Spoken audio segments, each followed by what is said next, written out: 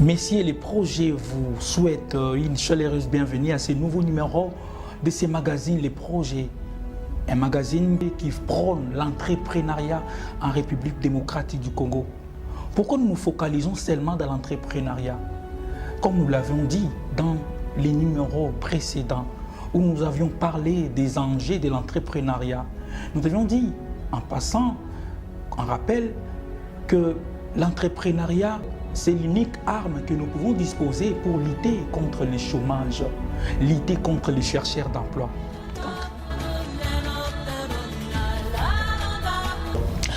Alors, vous voulez vous lancer dans l'entrepreneuriat, vous devrez développer les atouts, certaines qualités importantes, entre autres.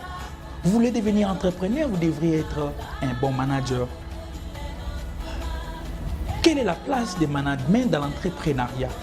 Pourquoi c'est important d'associer l'entrepreneuriat au management? Nous écoutons M. Anaclé Lukamba. Bonjour monsieur, je suis Anaclé Lukamba. J'enseigne le marketing et le management dans les institutions d'enseignement supérieur sur place ici à Kinshasa. Beaucoup de gens se demandent ce qu'est le management par exemple. Je m'en vais vous dire que le management est d'abord compris comme un art et une science qui conduit l'entreprise vers la réalisation de ses objectifs grâce aux ressources dont il dispose. Et parmi lesquelles il y a naturellement les ressources humaines. Le management est aujourd'hui au cœur des préoccupations des entreprises. Pourquoi? C'est parce que le management aide, comme nous l'avons si bien dit au début, à atteindre les objectifs. Mais c'est quoi ce management? Qu'est-ce qu'il faut faire justement pour réaliser les objectifs?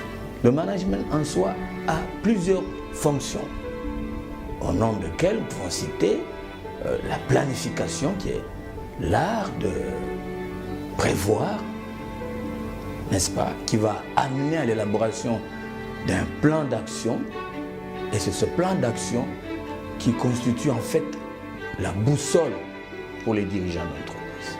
Il y a aussi l'organisation comme deuxième fonction, qui est la structuration de l'entreprise au moyen des organes liés les uns les autres grâce à des relations verticales ou horizontales.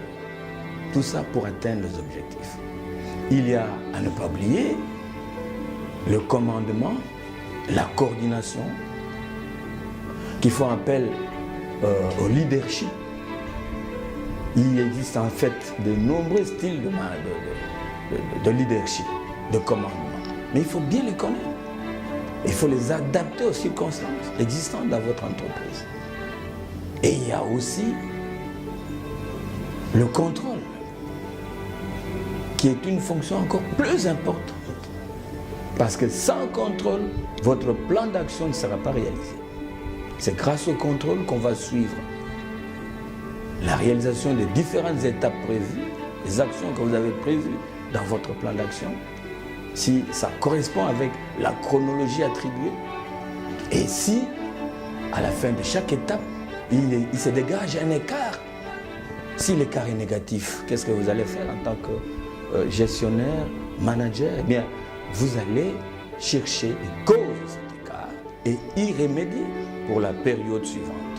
Nous avons constaté effectivement que dans notre pays, il existe un déficit de connaissances en matière de management dans le chef des dirigeants, des entreprises, dans le secteur privé ou dans le secteur public. Regardez ce qui se passe autour de nous. Beaucoup d'entreprises actuellement sont pratiquement au bord de la faillite des entreprises publiques.